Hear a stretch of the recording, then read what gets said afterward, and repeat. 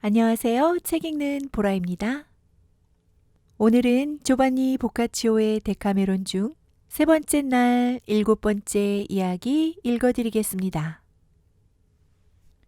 세 번째 날 일곱 번째 이야기. 연인과 사이가 틀어진 텔다도는 피렌체를 떠납니다. 얼마 후에 순례자의 모습으로 돌아와 연인과 대화를 나누면서 그녀가 자기 잘못을 인정하게 만듭니다. 그 후 살인 혐의를 받고 있던 그녀의 남편을 죽음에서 구합니다. 그리고 남편과 자기 형제들을 중재하고 이후로 조심스럽게 연인과 사랑을 즐깁니다. 피암메타가 모두의 박수를 받으며 이야기를 마치자 여왕은 시간을 허비하지 않도록 서둘러 에밀리아에게 이야기를 청했습니다. 에밀리아는 이야기를 시작했습니다. 지금까지 두 분은 우리 도시를 벗어난 곳에서 일어난 이야기를 들려주셨는데 저는 이제 다시 우리 도시로 돌아올까 해요. 이 도시의 시민이 자기 인연을 잃었다가 다시 찾은 이야기랍니다. 피렌체에 테날도 델리 엘리세이라는 젊은 귀족이 살았어요. 이 사람은 알도 브란디노 팔레르미니의 아내인 에르멜리나 부인을 열정적으로 연모했는데 그 갸륵한 노력 덕분에 마침내 욕망을 채우기까지 했답니다. 엘리세이 가문과 팔레르미니 가문은 14세기 당시 피렌체의 유서 깊은 가문들이었습니다. 그러나 이 이야기에 등장하는 테달도와 알도 브란디노, 에르멜리나 같은 인물들은 역사적으로 확인되지 않습니다. 팔레르미니 가문은 9번째 날 첫 번째 이야기에 피렌체에서 추방당한 가문으로 등장합니다. 그런데 운명은 행복한 자들의 적으로 나타나는 법인가 봐요. 한때 테날도에게 자신의 모든 것을 주었던 부인이 무슨 이유에서인지 심부름꾼을 보내도 듣지 않을 뿐더러 어떤 식으로도 만나려 하지 않았던 겁니다. 그로 인해 테날도는 고통과 깊은 우울에 빠졌어요. 하지만 자신의 사랑을 숨겨온 터라 그 누구도 원인을 알지 못했답니다. 테날도는 아무 잘못도 없이 사랑을 잃어버렸다 여겨 사랑을 다시 얻으려 무진 애를 썼지만 아무리 그래봐야 헛일임을 알았어요. 그리고 자신을 이렇게 몰아간 여자에게 자신의 수척한 모습을 보여서 언짢게 하지 않으려고 그곳을 떠나기로 결심했어요. 할 수 있는 만큼 돈을 마련하고 모든 사정을 아는 동료 한 사람만 제외하고는 친구들에게 친척에게든 일절 알리지 않고 몰래 길을 떠나 앙코나까지 흘러들어갔어요. 앙코나는 보카치오가 간접적으로 경험한 아드리아해에 면한 도시입니다. 나폴리 왕국과 밀접한 관계를 맺고 있었고 특히 보카치오가 일하던 나폴리의 바르디 은행과 중요한 거래를 하던 해상무역의 중심지 중 하나였습니다. 그리고 거기서 필리포 디 산 로테치오라고 이름을 바꿨습니다. 데카메론에는 등장인물이 이름을 바꾸는 경우가 여러 번 등장합니다. 산 로테치오 출신의 필리포라는 뜻인데 산 로테치오는 리미니와 우르비노 사이에 위치하며 보카치오도 그곳을 지나친 적이 있는 것으로 보입니다. 그곳에서 알게 된 어느 부유한 상인 밑에서 일하던 그는 상인과 함께 배를 타고 키프로스까지 가게 되었습니다. 그러는 동안 그의 품행이 썩 마음에 든 상인은 그에게 높은 급료를 주었을 뿐만 아니라 그를 자신의 동료로 삼았으며 자기의 일의 많은 부분을 넘겨주어 운영하도록 하였습니다. 동료라는 단어는 테날도가 주인과 동등한 자격으로 사회의 중요한 일원이 되었다는 뜻이 담겨 있습니다. 앞쪽에 쓰인 아는 동료 한 사람의 경우에도 사회적 관계를 함의합니다.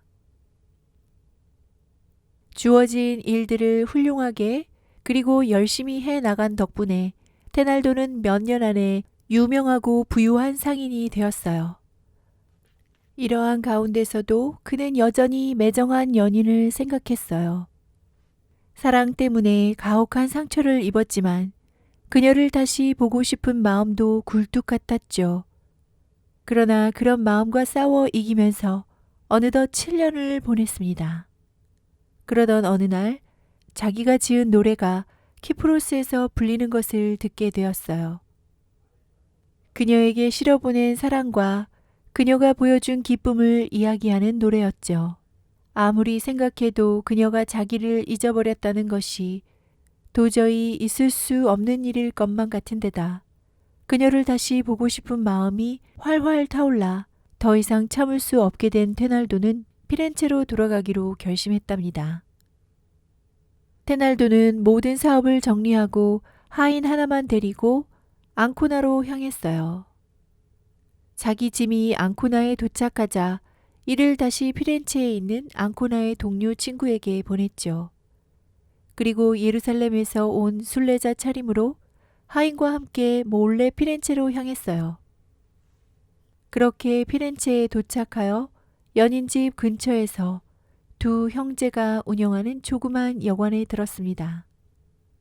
그리고 제일 먼저 그녀의 집 앞에 가봤어요. 혹시라도 볼 수 있을까 해서 말이죠. 하지만 창문도 현관도 다 닫혀 있었어요.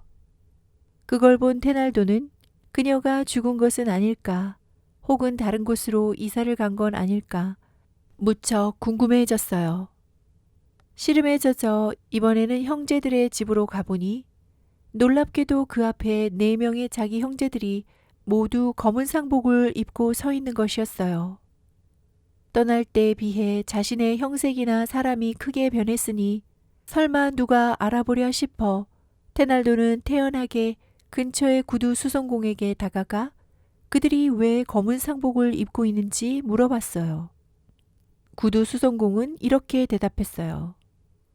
테날도라고 하는 저분들의 형제가 이곳을 뜬 지 오래됐는데 보름 전에 죽었다고 해서 이렇게 상복을 입고 있는 겁니다.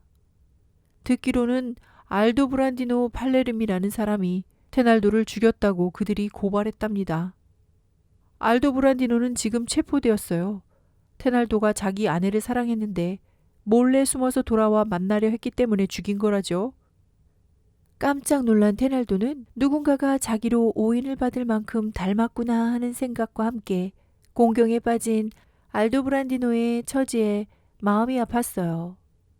한편 부인은 무사하고 건강하다는 얘기를 들었고 이미 밤도 깊었고 해서 이런저런 생각에 잠겨 숙소로 돌아왔어요.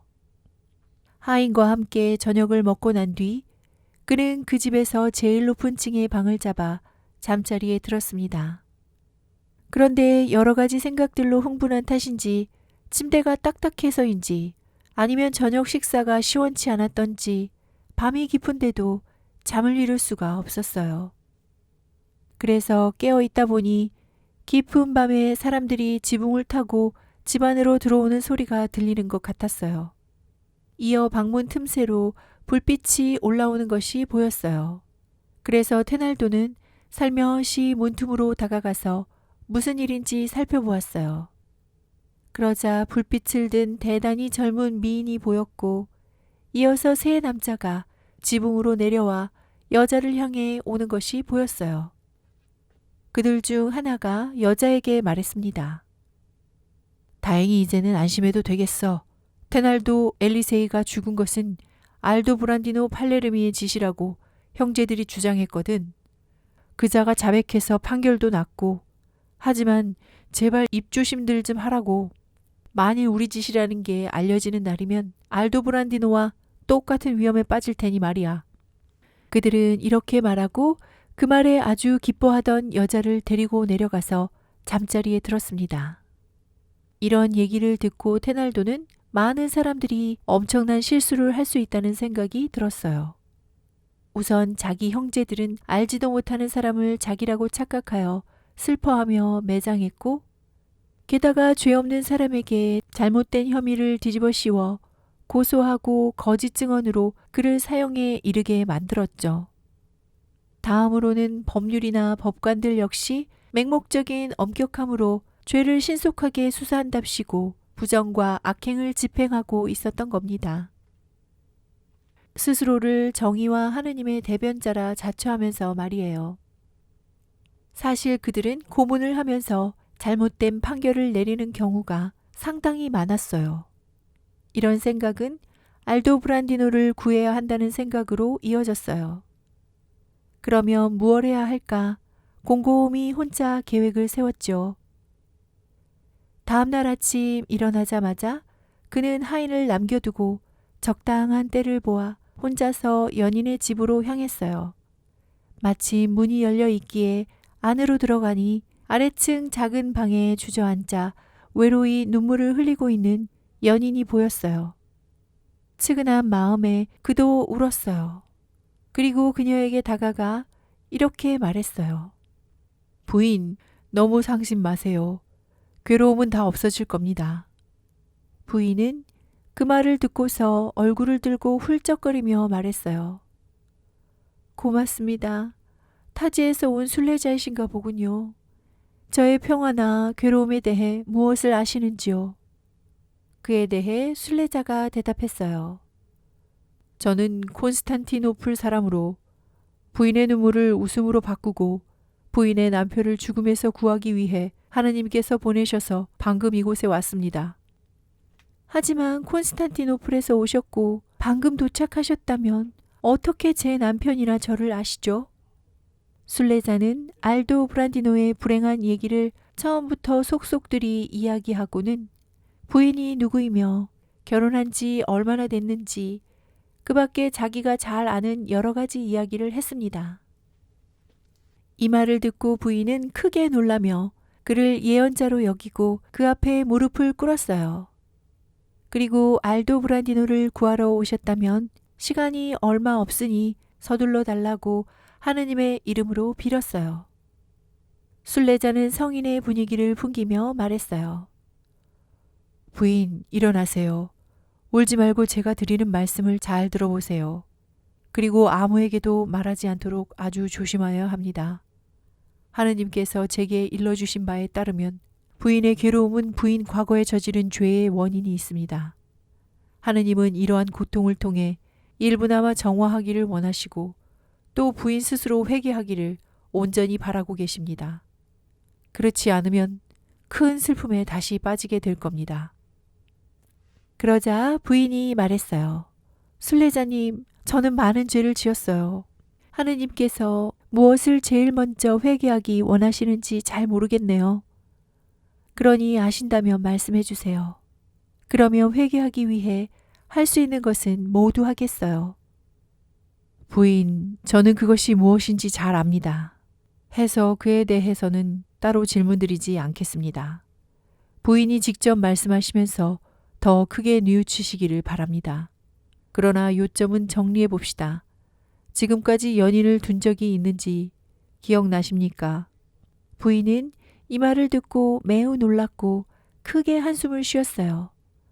테달도로 오인되어 매장된 사람이 죽은 그날 이후로 자기와 테달도의 일을 알던 테달도의 동료가 경솔하게 입을 놀리는 바람에 말들이 좀 나오긴 했지만 아무도 모르겠거니 하며 지내왔기 때문이죠. 부인은 이렇게 대답했어요. 하느님께서 순례자님께 사람의 모든 비밀을 보여주신 것 같으니 제 비밀도 숨길 수가 없겠네요. 제 남편이 죽였다는 혐의를 받은 그 불운한 청년을 젊었을 때 원없이 사랑한 적이 있어요. 그분의 죽음으로 얼마나 슬펐던지 눈물로 살아갈 뿐이랍니다. 비록 그분이 떠나기 전에 쌀쌀맞게 거리를 두긴 했지만 그분이 떠나신 것도 오랫동안 돌아오지 않은 것도 그 불운한 죽음마저도 제 마음에서 그분을 떼어내진 못했어요. 순례자는 이렇게 말했어요. 부인이 사랑한 사람은 살해된 불운한 청년이 아니라 테달도 엘리세이 그 사람입니다. 말씀해 보세요. 무슨 이유에서 그 사람에게 화를 내셨나요? 그 사람에게 상처를 받았나요? 그러자 부인은 이렇게 대답했어요. 아니에요. 그분은 제게 상처를 주지 않았어요. 그분에게 냉담했던 이유는 제가 전에 어느 몹쓸 수도사에게 고해성사를 하다가 들은 말 때문이었어요. 제가 그분께 품은 사랑과 애틋한 심정을 수도사에게 털어놓았더니 대뜸 지금 생각해도 아찔할 만큼 끔찍한 얘기를 했어요. 만일 제가 그 사랑을 멈추지 않으면 지옥 밑바닥에 있는 악마의 입에 떨어져서 불에 타며 고통을 당할 거라고요. 그래서 저는 그만 무서워졌고 그분에 대한 마음을 더 지속시킬 엄두가 나지 않았던 거예요. 그리고 이유도 없이 그분의 편지나 심부름꾼을 다 거절했답니다. 추측건대 아마 그분은 절망한 나머지 떠나버렸던 것 같아요. 그분이 좀 더 참았다라면 어땠을까요? 그분을 보면서 제 차가운 마음도 햇살에 눈이 녹듯이 녹았을 거예요. 제 마음은 세상에서 가장 열렬하게 그분을 향해 있었거든요. 그러자 순례자가 말했어요. 부인, 그것이 지금 부인을 괴롭히는 유일한 죄입니다. 저는 테달도가 부인에게 어떤 것도 강요하지 않았다고 확신합니다. 부인께서 그 사람을 사랑했을 때는 부인 자신의 의지로 그렇게 하신 겁니다. 그 사람이 좋아서요. 부인이 원했기에 그 사람이 부인께 온 것이고 부인의 애정을 받은 거죠. 그러는 가운데 사랑으로 가득한 말과 행동을 보여주자 그 사람도 부인을 사랑했고 그 사랑이 수천 배에 가까이 증폭된 것입니다. 저는 그렇다고 생각합니다만 사실이 그렇다면 부인은 무슨 이유에서 그렇게 가혹하게 그 사람을 버릴 수 있었고 버려야만 했습니까? 이런 일은 처음부터 잘 생각하셨어야 합니다. 그렇게 해야겠다고 생각하셨다면 일이 잘못되더라도 후회는 하지 말았어야 합니다. 어쨌든 그런 식으로 그 사람은 부인의 것이 되고 부인은 그의 것이 된 것입니다. 만일 그 사람이 부인의 것이 아니라면 부인은 부인 일에 관계된 것은 마음대로 하실 수 있겠죠. 하지만 부인은 그 사람의 것이었으니 부인을 그 사람에게서 빼앗으려는 것은 그 사람이 원하지 않는 이상 도둑질이며 부적절한 일인 것입니다. 그런데 부인께서도 아시듯 저는 수도사인 탓에 수도사들의 관습을 잘 압니다. 제가 부인을 돕는답시고 그들에 대해 떠든다 해도 그것은 잘못된 일이 아닙니다. 저는 얼마든지 그렇게 할 작정입니다.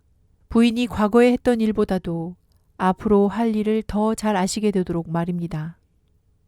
옛날에는 고매한 수도사들과 점잖은 귀족들이 많았지만 지금은 수도사라고 하는 자들이나 그런 대접을 받고 싶어 하는 자들은 수도복이나 걸쳤지 속인과 다를 게 아무것도 없습니다. 사실 수도복조차도 수도사 옷은 아닙니다. 수도복의 규격을 정하는 교단들은 통이 좁고 소박하여 엉성한 자루처럼 만들어 그렇게 비루한 옷을 입은 육체와 속세의 일을 하찮게 여기는 영혼을 대비시켜 보여주도록 했으나 요즘에는 번쩍거리는 고급천을 이중으로 넣어 통이 넓게 만듭니다. 그래서 모양도 우아하고 당당하지요. 그들은 교회나 광장에서 그런 수도복을 입고는 속세인들이 좋은 옷을 입고 뻐기듯 이리저리 다니면서 부끄러운 줄도 모른답니다. 강가에서 어부가 그물로 한 번에 많은 물고기들을 잡듯이 수도사들도 수많은 위선자들과 수많은 과부들 그리고 여느 수많은 남녀 멍청이들을 그 널따란 수도복 자락에 휘감고서 뭔가 일을 꾸미고 있으니 수련보다도 그것이 그들의 주된 관심사가 되어버렸습니다. 그러니 진정으로 말하자면 그들은 수도사의 복장을 갖추고 있는 것이 아니라 수도복의 색깔만 걸친 겁니다. 옛날의 수도사들은 사람들의 안녕을 희구했지만 오늘날의 수도사들은 여자와 재산을 노릴 뿐입니다. 그들이 하는 일이라고는 열변을 토하거나 그림을 보여주어 어리석은 사람들의 마음을 놀라게 하거나 헌금을 내고 미사만 올리면 죄가 다 씻어진다고 가르치는 게 전부입니다.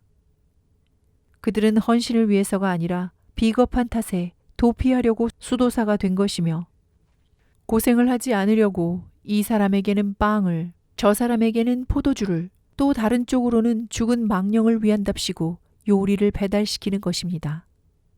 헌금과 기도가 죄를 씻어주는 것은 확실히 맞습니다.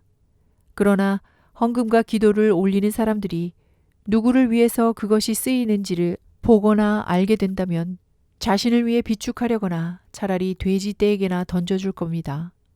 수도사들은 막대한 부를 지닌 사람들이 적으면 적을수록 그만큼 자기들이 편하게 살 수 있다는 것을 알기 때문에 열변을 토하고 협박을 하면서 자기가 독점하고자 하는 것이면 무엇이든지 다른 사람들의 접근을 막으려고 갖은 수를 쓰는 겁니다. 그들은 남자들에게 세욕을 멀리하라고 야단치지만 그렇게 야단맞은 자들을 제거하면서 여자들을 독차지합니다. 그들은 고리대금업과 부정한 이윤을 비난하지만 그건 그 이윤을 저희에게 반납하게 하여 통이 엄청나게 넓은 수도복을 만들어 입고 주교나 고위 성직자를 손에 넣으려는 것입니다. 그런 검은 돈을 가진 사람들은 지옥에 떨어진다고 말하면서도 바로 그들의 돈을 쓰는 것이죠. 그런데 이런 일들을 비롯해 부정한 짓들에 대해 비난을 받으면 그들은 이렇게 대답합니다. 우리의 행동을 따르지 말고 우리의 말을 따르시오. 이렇게 말하고는 무거운 책임을 일체에 벗어던졌다고 자평하는 겁니다. 그런 말을 들으면 양치는 목자보다 양이 더 강한 의지로 법을 지킬 수 있겠다는 생각마저 듭니다. 대부분의 수도사들은 얼마나 많은 사람들이 그런 대답을 이해하지 못하는지 잘 압니다. 요즘 수도사들은 자기들이 말하는 것을 부인 같은 사람들이 행하기를 바랍니다.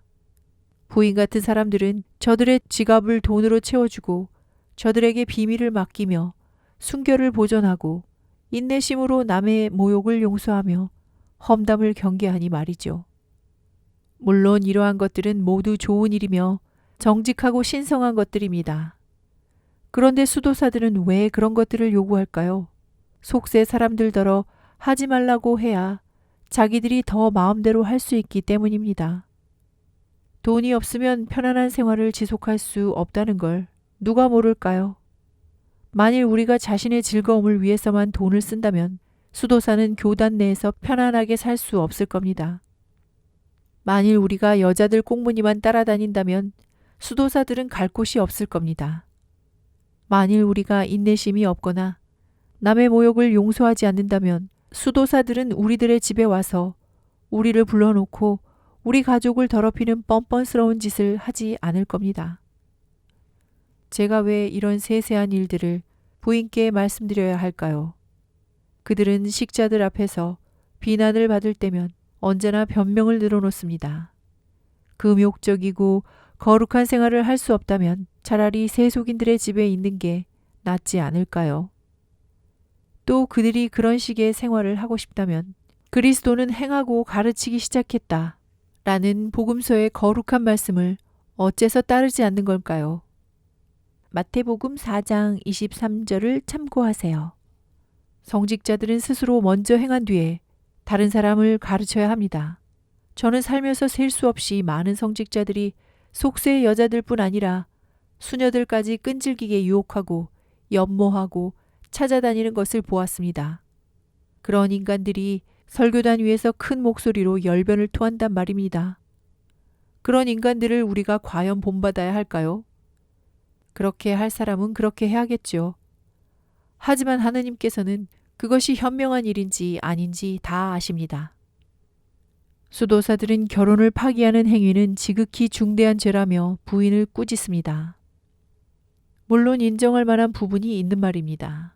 하지만 그래도 훔치는 행위가 훨씬 큰 죄가 아닐까요?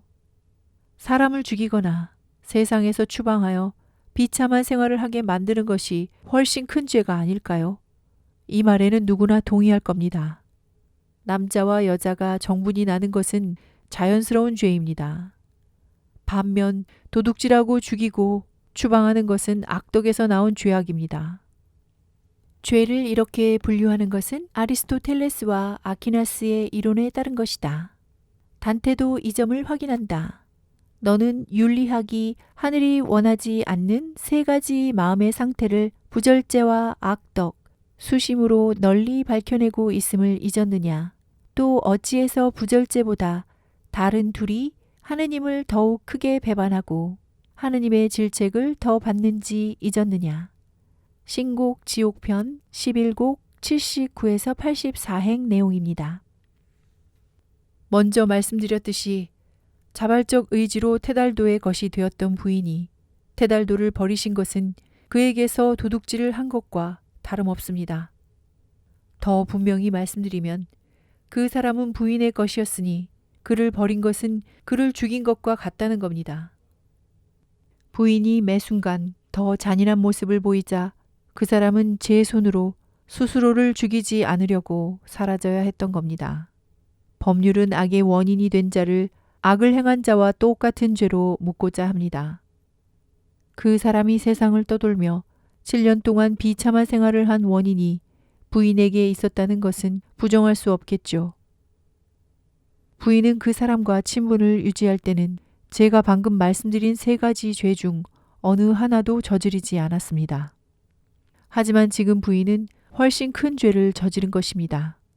생각해 봅시다. 테달도가 과연 그런 일을 당할 만큼 잘못을 했을까요? 당연히 아닙니다. 부인의 잘못이었다고 부인 스스로 아까 고백하셨습니다. 그 사람이 자신보다 부인을 더 사랑한다는 것은 분명한 사실입니다. 솔직하게 아무 의심도 받지 않으면서 부인에 대해 얘기할 수 있는 곳에서 그나마 살게 되었을 때 그 사람에게 부인은 어떤 부인들보다 명예롭고 고매하며 당당했습니다. 그 사람의 모든 재산과 명예, 모든 자유를 부인의 손에 맡긴 것입니다. 테달도는 훌륭한 청년이 아니었습니까? 다른 시민들처럼 선량하지 않았던가요? 청년들이 참가하는 여러 일들에서 돋보이지 않았던가요? 모든 사람이 사랑하고 모든 사람에게 친밀하며 마음으로 환영받지 않았던가요? 아니라고 말씀하시지 않겠죠. 그렇다면 어째서 부인은 미친 짐승 같고 질투심 많은 일개 수도사의 말을 듣고 테달도에게 그렇게 냉정한 태도를 취하신 겁니까? 여자들이 저지르기 쉬운 잘못이 남자들을 기피하고 얕잡아 보는 것인지는 저는 모르겠습니다만 다만 여자들은 자기들이 어떤 존재인지 그리고 하느님께서 온갖 동물들을 넘어서서 남자에게 내려주신 고귀함이 얼마나 크고 뛰어난지를 생각한다면 남자에게 사랑받는 것이야말로 가장 명예로운 일임을 알게 될 것입니다. 그러니 남자를 기쁘게 하기 위해 있는 힘을 다해 배려하고 친절하게 행동해서 남자들의 사랑에 피곤함이 없도록 해야 합니다. 그런데 부인은 수도사의 말에 넘어가 어떤 행동을 하셨습니까? 부인 자신이 잘 아실 겁니다. 그 수도사는 필경 수프나 팔고 파이나 처먹는 놈일 겁니다. 다른 사람을 쫓아내려고 계략을 짠 걸 보면 아마 자기가 그 자리에 앉고 싶었나 봅니다. 이런 죄야말로 모든 사업을 공정한 저울로 이끌어 나가시는 하느님의 정의가 큰 벌을 내리실 죄입니다. 그렇게 부인은 아무 이유도 없이 작정을 하고 테달도를 멀리하셨고 부인의 남편도 아무 이유 없이 테달도 때문에 위험에 빠져 아직도 그런 상태에 있는 겁니다. 그러니 부인의 처지 역시 한없이 괴로우신 겁니다. 만일 그런 상황에서 벗어나고 싶으시다면 약속하고 무엇보다도 실행에 옮겨야 할 것이 있습니다. 바로 테달도가 오랜 추방 생활에서 돌아온다면 부인의 친절과 사랑, 애정과 친분을 다하여 그 미친 수도사에게 어이없이 홀리기 이전의 상태로 그 사람을 되돌려 놓는 것입니다. 순례자는 말을 마쳤습니다. 열심히 듣고 있던 부인도 그 말들이 구구절절히 옳다고 느껴졌고 그의 말대로 자기가 괴로운 것은 그 죄 때문이라는 확신이 들어 이렇게 말했어요. 순례자님, 당신이 말씀하신 것들은 분명 사실이에요. 정말이지 그 말씀 덕분에 지금까지 거룩한 줄만 알았던 수도사들이 어떤 사람들인지 알았어요. 그리고 제가 테달도에게 취했던 태도가 큰 잘못이었다는 것도 명백히 깨달았어요. 그러니 할 수만 있다면 순례자님 말씀대로 제 마음을 다하여 고쳐보고자 합니다. 그런데 어떻게 할 수 있을까요? 테달도는 이제 돌아올 수 없어요. 죽었으니까요. 그러니 할 수 없는 일을 순례자님께 어떻게 약속해야 할지 모르겠어요. 그에 대해 순례자가 말했어요. 부인, 하느님께서 제게 내리신 계시에 의하면 테달도는 절대로 죽지 않았습니다. 만일 그 사람이 부인의 은혜를 받는다면 활기차고 건강하며 좋은 상태가 될 겁니다. 그래서 부인이 말했어요. 잘 생각하고 말씀해 주세요. 우리 집 문 앞에서 몇 번이나 칼에 찔려 죽는 걸 제가 봤어요. 이 팔로 그 사람을 안고 눈물을 철철 흘려서 죽은 얼굴을 적셨답니다. 그 때문에 정숙하지 못하다느니 어쩌느니 하는 얘기를 듣게 된 것 같지만요. 그러자 순례자가 말했어요. 부인께서 무슨 말씀을 하셔도 테달도는 살아있는 게 분명합니다. 그러니 약속하신 것을 지키실 마음만 먹는다면 언제라도 그 사람을 만나실 수 있습니다. 부인이 말했어요. 그렇게 하겠어요. 당연히 그래야죠. 그래야 남편이 무사히 석방되고 테달도가 살아 돌아오는 행복이 제게 일어날 테니까요. 테달도는 이제야말로 자신의 정체를 밝히고 남편의 일로 걱정하는 부인을 더 확실한 희망으로 위로할 때라고 생각했어요. 부인, 남편과 관련하여 부인을 위로하기 위해서 한 가지 비밀을 밝히는 것이 좋겠습니다. 하지만 평생 입 밖에 내는 일이 없도록 주의하셔야 합니다. 부인은 순례자의 언행에서 고매함을 느끼고 그를 신뢰했기에 그들은 그동안 아무도 없는 곳에 단둘이 있었어요. 테달도는 부인과 함께 마지막 밤에 부인에게서 받았던 언제나 조심스럽게 갖고 다니던 반지를 꺼내 보여주었어요. 부인, 이걸 알아보시겠어요? 부인은 그걸 보더니 금방 알아보고 말했어요. 그럼요. 제가 전에 테달도에게 준 선물이에요. 그러자 순례자는 자리에서 일어나 몸에서는 긴 옷을, 머리에서는 모자를 벗어던지고 피렌체의 말투로 말했어요. 긴 옷과 모자는 순례자 특유의 복장입니다. 그럼 저도 알아보시겠습니까?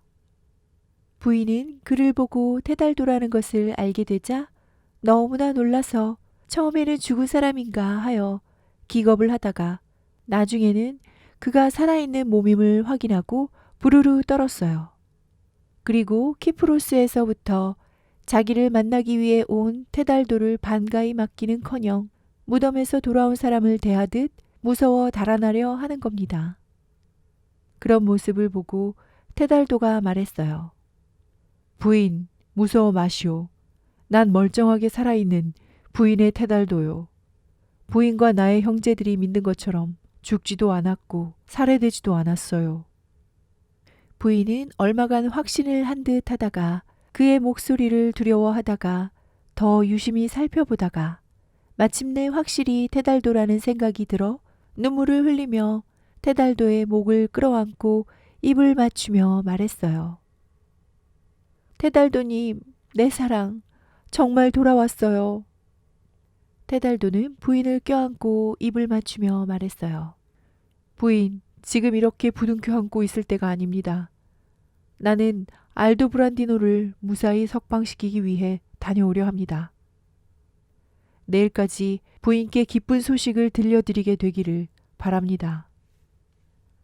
내가 생각하는 대로 남편의 상황에 대해 좋은 소식을 얻게 되면 오늘 밤에라도 돌아와 지금은 할 수 없는 얘기들을 찬찬히 나눌 수 있기를 바랄 뿐입니다.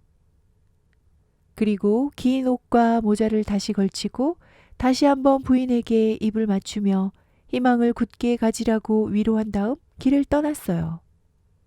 그리고 그 길로 알도 브란디노가 갇혀있는 감옥으로 향했어요. 알도 브란디노는 무사하리라는 희망보다는 죽을 길밖에 없다는 두려움에 젖어 있었죠. 테달도는 고해 신부로 가장해 간수들의 허가를 받아 안으로 들어갔고 알도 브란디노 옆에 앉아 그에게 이렇게 말했어요. 알도 브란디노, 나는 당신을 구하기 위해 하느님께서 보내신 당신의 친구입니다. 하느님께서는 당신의 결백을 아시고 가볍게 여기십니다.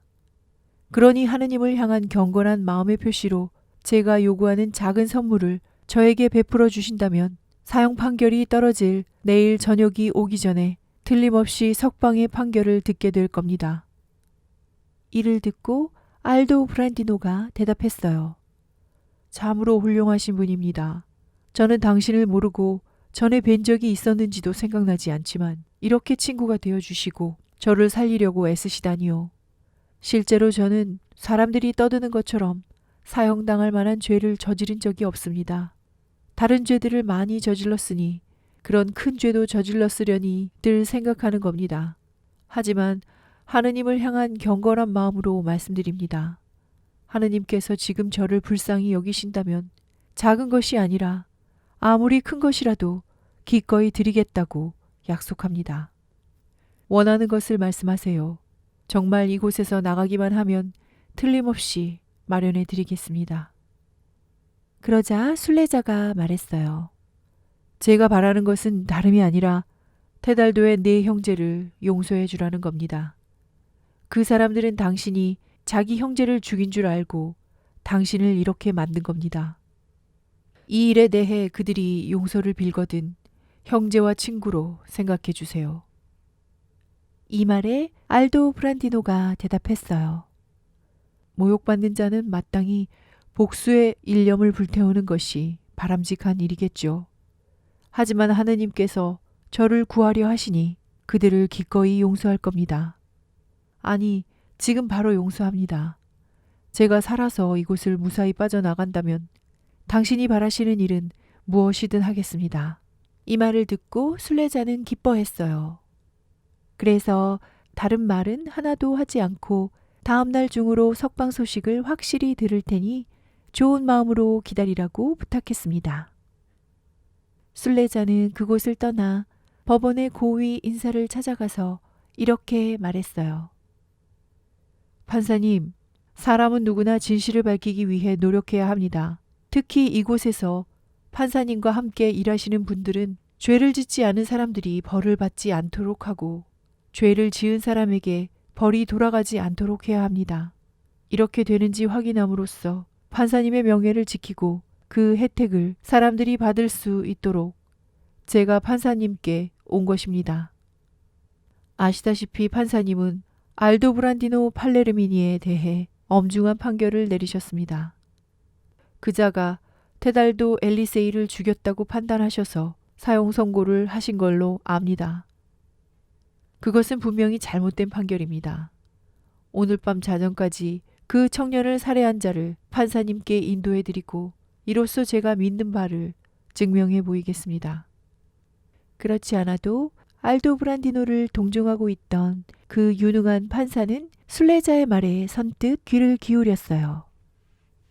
그리고 여러 가지를 더 많이 물어본 뒤에 그가 안내하는 대로 이제 막 잠이 든 여관 주인 형제와 하인을 충돌 없이 체포했어요. 일이 어떻게 된 건지 조사하기 위해 그들을 고문하려고도 했습니다만 그렇게까지 할 필요는 없었어요. 우선 그들은 각자가 그리고 이어 입을 모아 자기들이 테달도 엘리세이를 죽였다고 명백히 자백했으니까요. 그때는 테달도인 줄 몰랐다는 겁니다. 죽인 이유를 묻자 자기들이 여관에 없는 틈을 타서 테달도가 둘 중 한 사람의 아내를 몹시 귀찮게 하고 억지로 달려들어 자기 뜻을 강제로 이루려 했기 때문이라고 말했어요. 순례자는 일이 이렇게 잘 진행된 것을 확인하고서 판사의 허가를 얻어 그곳을 떠나 몰래 에르멜리나의 부인 집으로 갔어요. 집사람들은 모두 잠들었지만 부인은 남편에 대한 좋은 소식을 듣고 싶은 마음에 또 테달도와 완전하게 화해하고 싶은 간절한 마음에 그를 기다리고 있었어요. 그는 부인에게 기쁜 낯으로 말했어요. 사랑하는 부인, 기뻐해 주시오. 알도브란디노는 내일 건강하고 무사하게 돌아올 겁니다. 그리고 부인이 확실하게 믿을 수 있도록 자기가 한 일을 낱낱이 들려주었어요. 부인은 기대하지도 못한 일을 두 가지나 경험한 셈입니다.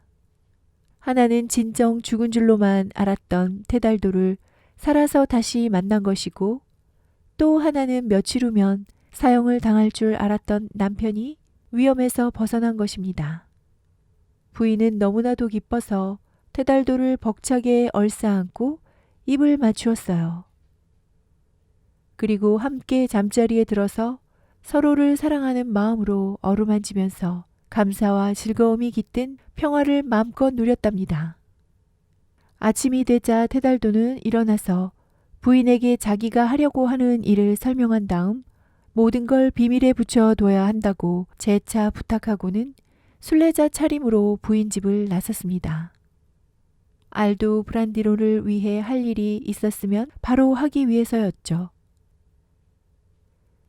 판사는 이튿날 사건에 대해 충분히 알고 이해했다고 생각해서 곧바로 알도 브란디노를 석방했고, 며칠 뒤에는 살해 현장에서 범인들의 목을 쳐서 사형을 집행했어요.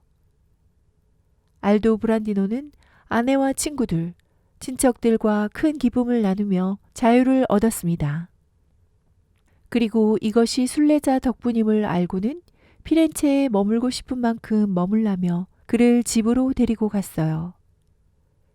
그리고 지칠 줄 모르고 그를 극진하게 대접하고 존대했습니다. 특히 그가 한 일을 소상히 아는 부인은 말할 것도 없었어요. 그리고 며칠이 지나자 테달도는 이제 자기 형제들과 알도 브란디노를 화해시켜야겠다고 생각했어요.